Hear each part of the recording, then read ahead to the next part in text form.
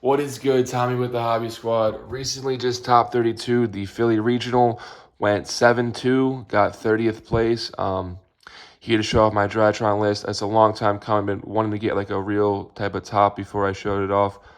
This is the M7 Idaten loop I've been showcasing on my channel. The combo is on my channel. It's a 2-card Alpha Zeta combo that ends on 8 interruptions with 7 cards in hand. It's kind of nuts, assuming you already have 5 cards. I mean, assuming you start with 5 cards. Um, yeah, so I wanted to just lay out the deck like this so you guys can see it. If you want, you can skip ahead to the extra now and just see the overview, or you can listen to my explanations. So I chose to play 3 alpha, 3 zeta, 2 gamma. Gamma helps you play around imperm, obviously, but diviner, your alpha zeta naturally plays around imperm with diviner into Beatrice, but you can play around imperm and nib if you have gamma and any fairy alpha zeta. I mean, that's obviously acting for a lot, but the deck is all gas. The only going second card we play is droplet, which obviously doubles as a going first card. So like the deck can really play through some hand traps for sure. The double delta, this is just for siding patterns. Even though we're playing the pros, we're still playing the double delta. The 1 beta, you actually do need this to trigger benten more times. So if you open up 2 names, you normally get to dump one third name for Mu beta and then a 4th for Beatrice. But you want to draw into that 5th off cross sheep, which I'll explain later, or get to the 5th, just because it allows you to trigger benten more times and keep looping that 1 benten with the M7 if you don't have access to 2 benten. If not, it always works out, even if you don't have to have this to get the 3 M7 off, but I'll explain that later. The one Draconids, I usually say only play one or the other. This time I opted to play both, Natasha and Draconids, because this still plays around Scythe, even though no one's really playing it. And it plays around the side decked Droll, like for games 2 or 3, because you can just make this if they Droll you. Double benten, cards necessary to play. If you don't have benten, the deck can't really function. So you have a lot of ways to get to benten, which I'll explain later. Double Idaten, this is part of the loop. It's kind of nuts. You just loop this with Medionis and you make M7s. They're machines, so you loop them off with the Medionis and keep making M7s with the double Idatens. It's kind of nuts. And then you have the Natasha. This thing just shreds boards. Another thing to note is the combo itself takes about 10 minutes if you're cognitively doing the combo and you have a decent amount of combo pieces in hand. So if not, it takes around like 6-7 minutes. So this in time comes up a lot because you just end your combo with this. If you draw prep anywhere in the combo, off the cross shape or the delta, or you just hard open prep, then you can actually go perfection and Natasha to gain.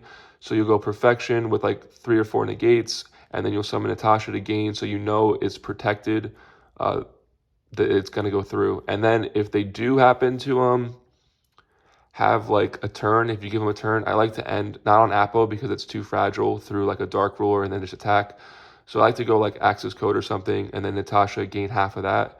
So you gain a lot, and then they have to deal, like Natasha like can also negate attacks. So you just end on this and an Axis Code. I did that once where I just gained like a bunch of life and then ended on this in defense Axis Code. He only had like 10 seconds to play, and it worked out. Then I have perfection.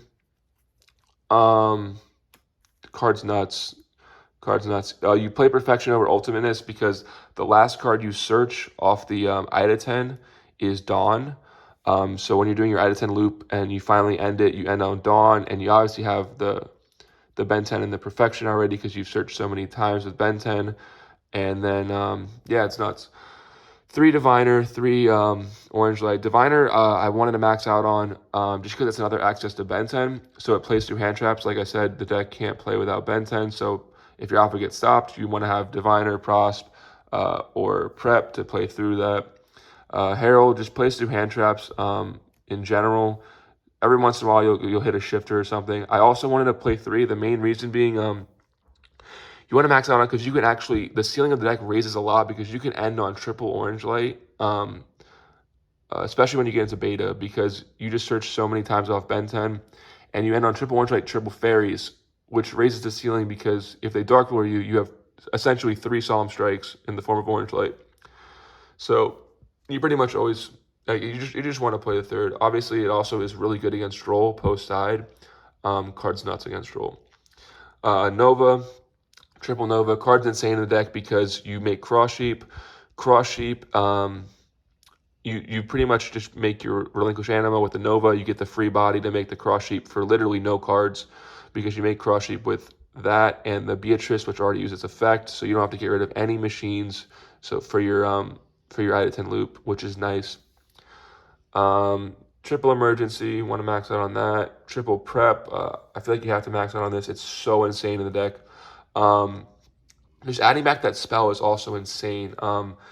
Drawing this off of cross sheep and then dumping the spell and the other Ida. So when you draw off the cross sheep, you always have a second Ida in hand. So one of your discards is free, and your other discard usually is like a prosperity, an extra name you don't already have, or depending on what you have, it could be anything. But like, and then you can also discard the Medionis if you do draw the prep, and then just prep, add back your perfection or whatever you want to add off your prep.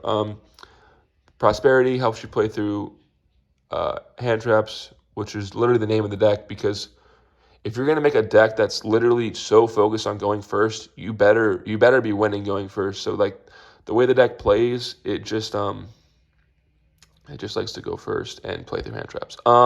Droplet, just another layer of interruption. If you go first, it's really nice. It also works out with the siding patterns that I have to keep it in the main to keep the deck at 44. I don't know if I said that already. Just because you're not gonna have room to side all your cards. If Droplet was in the side, like it frees up side room by not having to side it, and it allows you to side more cards. But 3 and then the two. So let me move these over. 2 Fafnir. Card's really good, gets you to Nova. Nova's especially good in the deck because of the free cross sheep. And then also the level modification can come up if you're playing against, it never really comes up because your end board's Perfection and Apo. But if you do happen to end on a weak board and you just have like a DRYTRON because they stop you somehow, and you end on like a DRYTRON and an Apo, let's say they DD Crow this or they do something, like then you pretty much just modify their levels and they can't play because they can't special anything if they're playing Sprite. And then the Dawn, like I said, you search it off the item. Then you have the 1 Medionis, card's nuts. You loop it. I'm only playing 1. I want to play more. The Foolish is insane. It's any name you want. It does play in a Crow a little harder. Definitely plays in a Crow. Like if you Foolish in Alpha, like be prepared to get crowed. But it can also Foolish benten in a lot of situations. Like if you draw a hand of like these or something like that, and like you don't draw Alpha or way to benten, like sometimes you have to Foolish to get the benten, which is fine. Like you can still full combo with it. So like I definitely would say you have to play it. I'm going to keep this up real quick just to show you my siding patterns, and then I'm going to go into side deck before the extra just to show you guys. So you side out one of these, because going second, you don't need to do the M7 loop, so you don't need to trigger this. I side out a Delta because of Prosperity, you might as well. I side out one of these because you just need one to link climb. You don't really need the other to do the M7 loop because you're not doing that anymore. And then I side out Perfection because it's just not a combo piece. So like you're not trying to Perfection anymore going second. Like the deck becomes like a pure board breaking deck. You side out double Diviner, triple Orange Light, a Nova because you have the double Faf, so you can side out a Nova. Sometimes I side out 2 to 3 of these.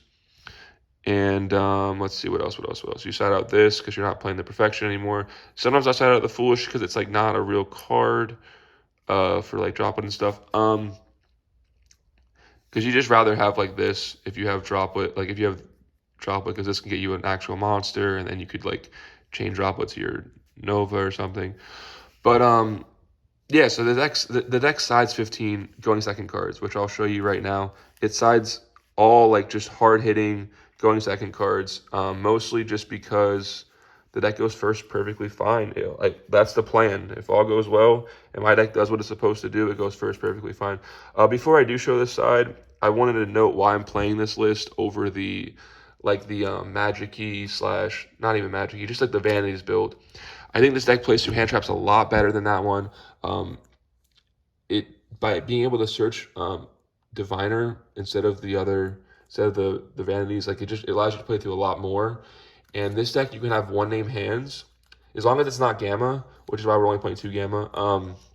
You can have one name hands and do a full combo, end on 4 to 5 fairies in hand or more, and just go crazy. And like you can have perfection with Apo and 4 negates through a one name hand when like that would never happen in like you'd end on Draconid's Pass when you're playing the vanities list, which I just think is a good reason for it. 3M7, I do still have a rare because well, actually no, I'm gonna go through the side first because I just talked about it. So 3 Gamma, one driver.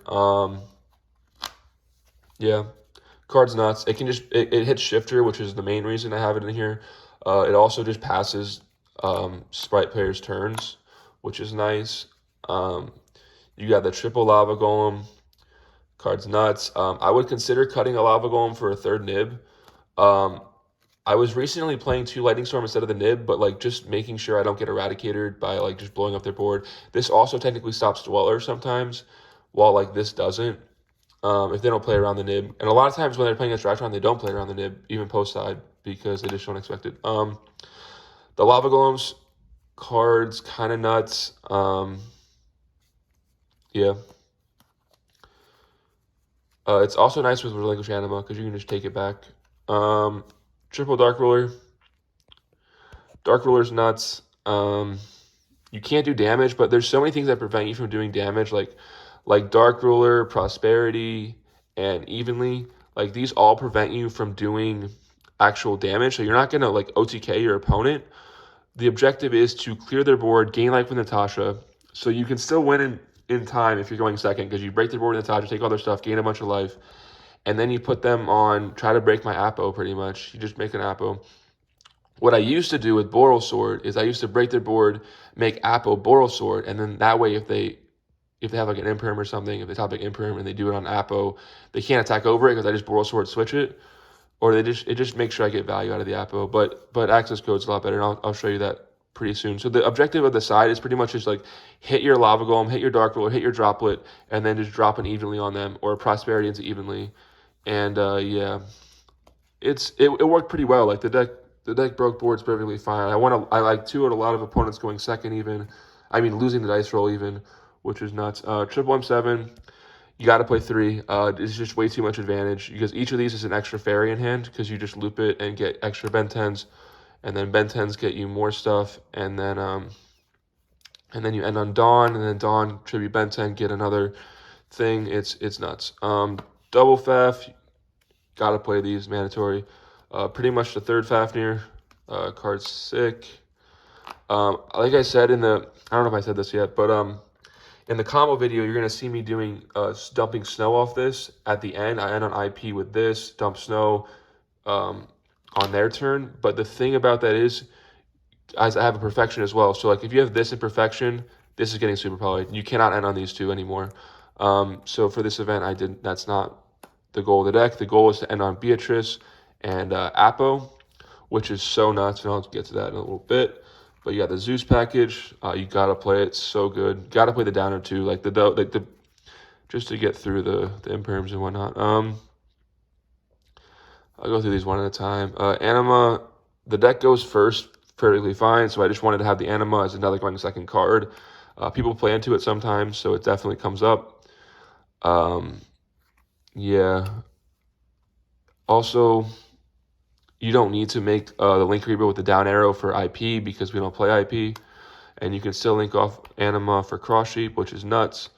Cross Sheep, just a free draw 2, discard 2, which is sick. The Unicorn, I cut the IP for the Unicorn because we can do that now. And because I did that, it allowed me to play access code. Also, worthy note, this is an Earth. Cross Sheep's an Earth, so it's another banish for access code.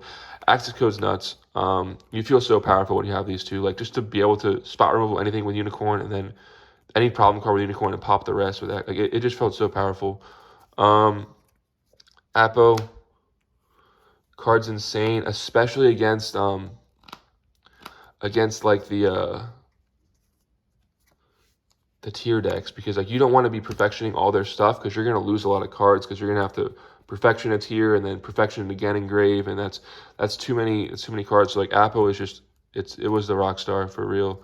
And then you have these for your diviner sends. This is mandatory. This is mandatory. I almost tried to cut this because the extra deck's so tight for the IP when I was being stupid, but you have to play this for sure. Outs so many floodgates and stuff. Same with Zeus. Zeus outs like so many floodgates as well. It's very nice to have that built in, just wait out stuff. That was a list. Shout out Hobby Squad. I learned a lot from this list. Like just the way it works. Like the whole like side 15 going second cards, play all gas to guarantee you game 1 is insane. Natasha also just makes the deck. It's hard to put the deck down sometimes because like it really is like just easier to me than a lot of other decks. I mean, not easier as in the way it plays, but just easier to win games to me. Like I want to play tier, but sometimes that deck just like goes neg and stuff. I am gonna like after the ban list possibly try the same strategy where I play all gas, no going second cards, play like close to 40 cards in the main, and then side 15 so you're guaranteed to see them. But like this deck just does it really well. I hope you guys liked it. Yeah, let me know if you like to see the deck profiles all laid out like that, or if you prefer them. Just like 3 Zeta, put them away, and then 3 Alpha, put them away. But yeah, peace out, boys.